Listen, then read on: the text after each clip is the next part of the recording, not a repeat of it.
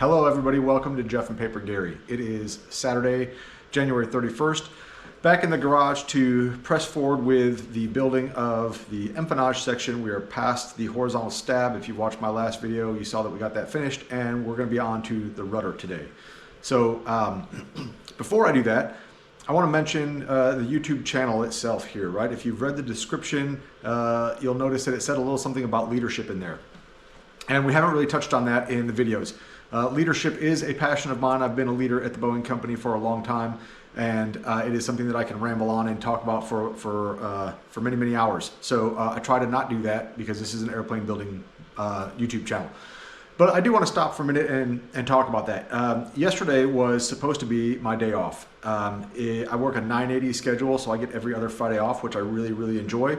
And that gives me time to, dedicate some time into this build and be in the garage and catch up on some things. So I really appreciate that schedule, and I really appreciate that time off for both me and my team to relax and recharge batteries and get a break from the hectic schedule that they have been under for a long time, right? So a lot of the projects that we're working on are coming up to important milestones, and we've been really grinding away for a long time. And so I'm pretty adamant about protecting my employees' personal time off. I don't call them on the weekends or after hours. I don't send emails out on Saturdays and Sundays and after hours.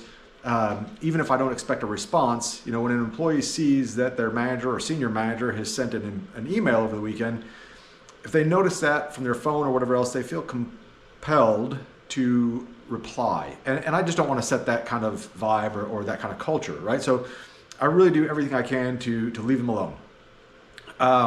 Instances will of course pop up in the aviation world, like an AOG situation or an aircraft on ground. When we have a customer whose aircraft is broken and they need it fixed right away, then yep, we're going to answer the call no matter what the day or time is. And sometimes, for my teams in particular, that call comes from the other side of the world, from Japan or Korea or Australia or Turkey or somewhere else. And so, that's one of those situations when that pops up, yeah, of course we're going to go act. Also, one of my other things is, hey, is our customer depending on us for a decision to go take action, right? So are we delinquent or something, or do we owe them some kind of deliverable that will give them the knowledge to go then purchase parts or make a decision? If they're waiting on us for something, that to me is an urgent issue that needs to be worked. And so if that's an off Friday or a Saturday or Sunday and we have to go work that, then that's one of those things that I'll kind of spool up the team for. Other than that, I will not, and I will go through pretty extensive efforts to protect my team from that. And so sometimes I get a bad reputation of not wanting to be a team player, not going that extra mile. I don't really see it that way, right? I really see it as prudent leadership to go protect my team and make sure that they're getting their time away from work, so when they do come back on Monday, they're charged up and ready to go. This past Friday was not one of those cases, right, that I could protect my team. We have a lot of deliverables that are due by a certain milestone that's coming up, and so our own capability, as well as many others, are in a crunch to go do a lot of this work and get it done. And we had to take advantage of some help that we had in town from outside the US, from some of our customer bases, and really had an opportunity to go make a lot of headway in some work. So we made the decision for a subset of our team to work on Friday. And if my team is going to be there, then I'm going to be there. That to me is just sound leadership. I couldn't ask somebody to go do something that I wouldn't do myself. And I'm certainly not going to send in people to go work on a Friday off and not be there as well. So was there yesterday, which means I missed a little bit of time in the garage, and that's okay, right? It didn't detract from my family. I didn't have birthday or anniversary that I was missing or any kind of family plans. It just means that I didn't get any work done on the airplane yesterday, but it was important for me to be there for my team and make sure that they had everything that they needed in order to be successful at the tasks that they were doing.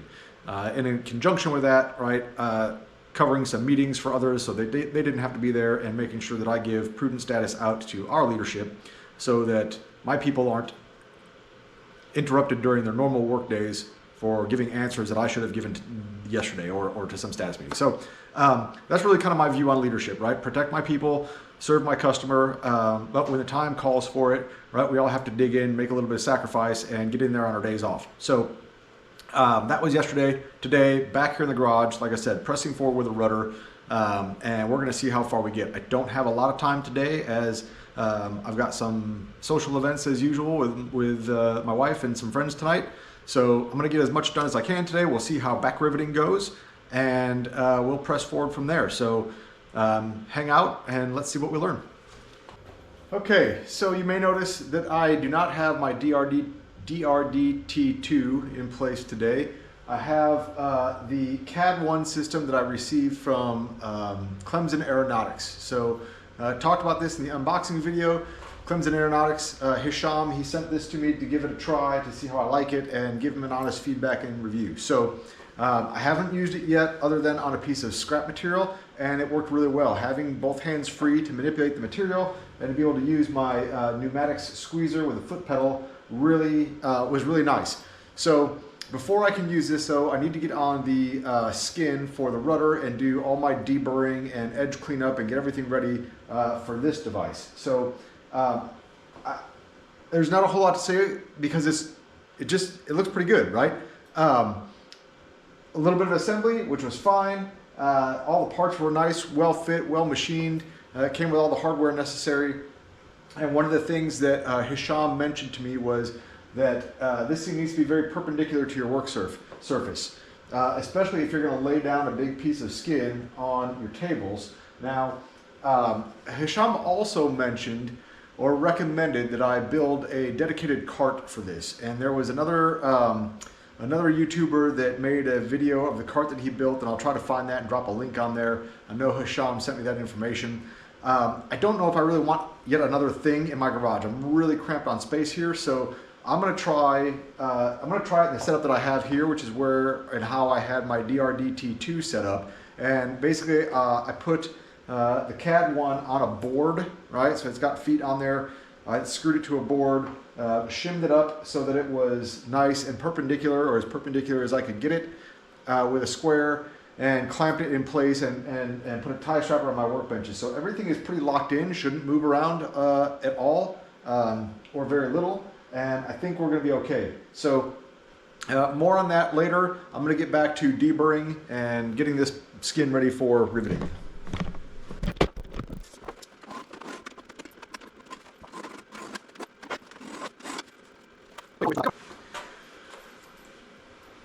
Okay, so I'm going to pause real quick and take a look at this tool. I don't know what the real name of this tool is. It's a deburring tool. It usually has two types of bit with it, a little V-shaped bit that is used for the edges, as you just saw me using, and then kind of a double offset looking bit that you can use for holes. I got to tell you, I'm not a big fan of it. I don't think it does a very good job. I'm going to switch over to a file really quickly and probably even just some Scotch-Brite.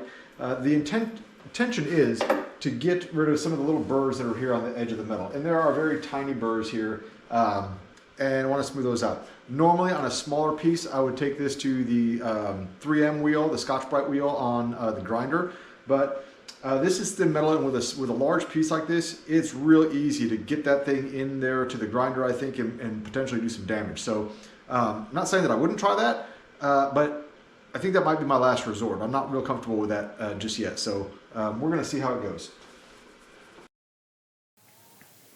Okay, so this is a real exciting place to be, right? Since we've moved past the rudder, or sorry, past the horizontal stab and into the rudder. Now, yeah, I didn't like that tool too much, and then I did make a mention that I wouldn't use the Scotch-Brite wheel, and here I am using the Scotch-Brite wheel. So it wasn't that I ran out of patience or that it was a last resort.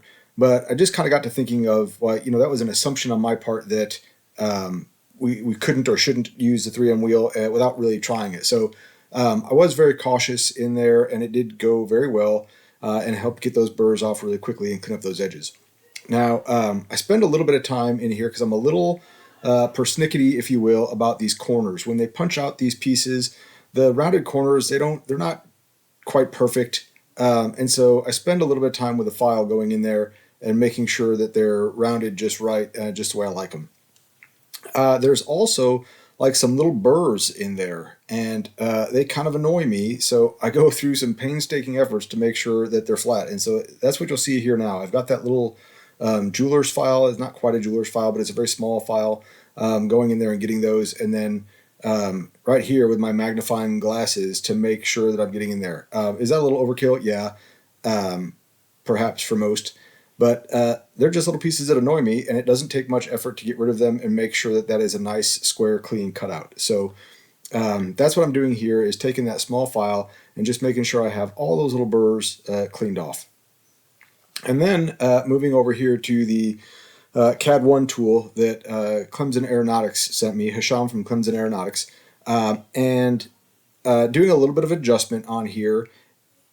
There's it's kind of hard to explain, and maybe I'll do a video of it later, but there's a lot of adjustment in the RAM setup that that Hisham has engineered, and it's really well built and really nice. But if you adjust it just right, you can get enough space in there to change the dimple dies out without having to remove that bottom plate. So there's just enough room that you can get them both in there. Sometimes if it's not set just right, you won't have enough clearance. So I got the feeler gauges out, put a little feeler gauge in there to make sure that everything was nice and level and as close. I think I put like maybe 10 thousandths of an inch feeler gauge in there, and then went to town. And this tool went really well. So one of the things you've heard me in the past, and I think it still holds true, and this is something that I learned from both T-Flight 77 and that hippie pilot, is to put the male die in the bottom and let gravity help you. Putting the male die in the top gives you the opportunity for your part to slip out of place and you punch a bonus hole in your skin.